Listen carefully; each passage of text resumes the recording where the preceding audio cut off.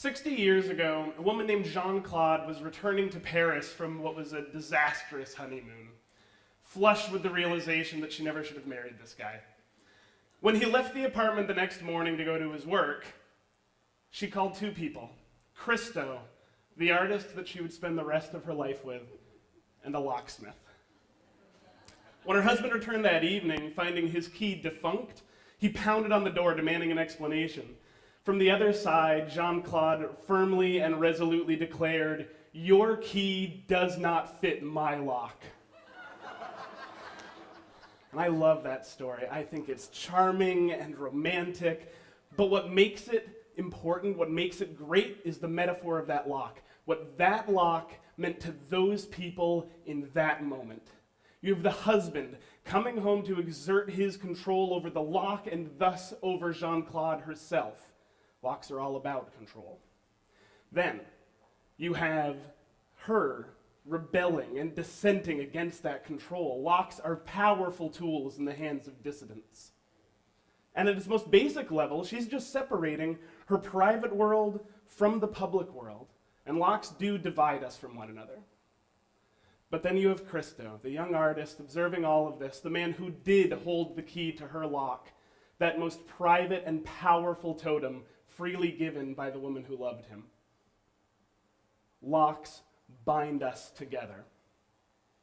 Locks have as many facets as diamonds, but these are the four aspects I want to talk about today: control, dissent, division, and binding. Control. This is a comb pick, a series of metal teeth set into a blank key. A pin tumbler lock. The red driver pins are blocking the plug from turning. They're sitting between the plug and the topmost portion, what we call the Bible. When a blank key is inserted into the lock, the blue key pins now sit between the plug and the Bible. The lock still can't open, but if the Bible is tall enough, those teeth can just shove everything out of the way, and the lock will turn freely as though the real key were there. Now, this is a well-known problem and one that's adjusted for in almost every major manufacturer of locks. It's been known about forever. But in East Germany, the Stasi implemented this flaw into every lock designed in or imported into the country. In one fell swoop, they subverted the personal security of every citizen of East Germany. They could walk in quietly, quickly, freely, an act of control over the entire populace. But dissent.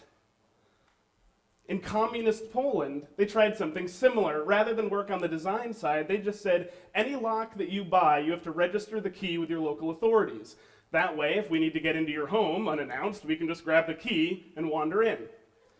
So the Sezam company developed a lock that did follow the letter of the law. It was a pin tumbler lock, it took a normal pin tumbler key, but it diverged from the spirit in that when that officer would arrive at your door, he'd find that the key didn't throw a bolt, it turned 4 dials in a combination that he did not know. This small act of dissident engineering didn't give those people a lot. We talk a lot about determined attackers in my industry, and there are few more determined attackers than governments. They will get in. But what that lock gave those people was time and noise. So they knew what was happening, and they had a little time to react to what was happening. And honestly, that little bit goes a long way. Now, binding. Locks do bind us to one another.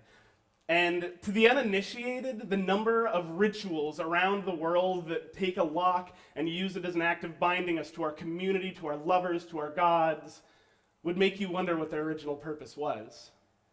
In China, there's a tradition that when a child is born, the family collects a little bit of money from 100 friends and neighbors. That money is then put into the production of 100 family lock, a handmade lock by a local locksmith. The small investment from all of the members of the community invests them in the life of the child, and the lock, which is worn around the neck of the child, literally binds that child to life itself. In Iran, not long ago, there were religious worshipers who would pierce their torsos and pass the shackle of a padlock through it, locking it closed as tangible evidence of their connection to their God. And all over the world, and this is one of my favorites and something that I would love to see us do here, are love locks, where a couple on their first date, their anniversary, often as part of wedding ceremonies, will take a lock, inscribe their names on it, and shackle it to some permanent and public institution and destroy the key.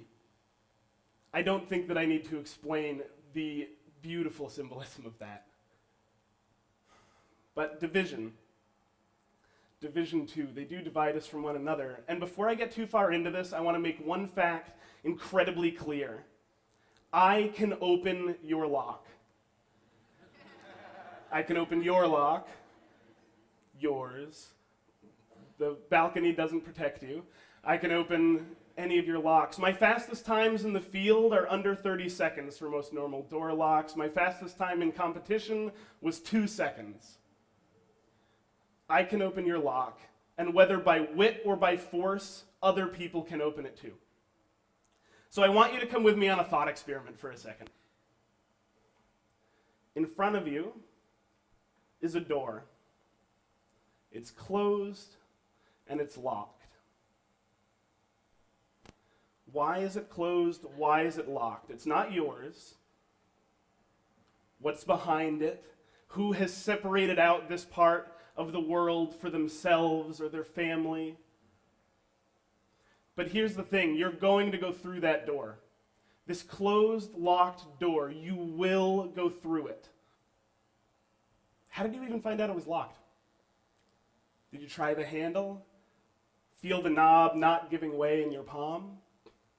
Whether you pick it, kick it, whatever, you will be going through. At the moment that you decide to breach this private space, what do you feel? Are you excited? Are you nervous? Are you ashamed? Do you want to announce yourself? Do you try to slip in quietly? I don't know how you should feel, but I know that you should feel. When you come upon a locked door, when you come upon your own locked door, I know that you should feel. And it's those feelings that drive the story that I told at the top with Jean-Claude and Christo. Now, a good story, like a good joke, loses a little something if you spend 9 minutes explaining it. But I can't help myself. When it comes to locks, I feel like I need to explain it to everyone. And it's not because I think I found some incredible calling. It's a much baser human instinct. I don't want to be alone. And when I walk through the world, I see locks everywhere. And in those locks, I see the beautiful, tense story of how we've all learned to live together in an ever smaller world. And I would like all of you to see those stories as well. Thank you very much.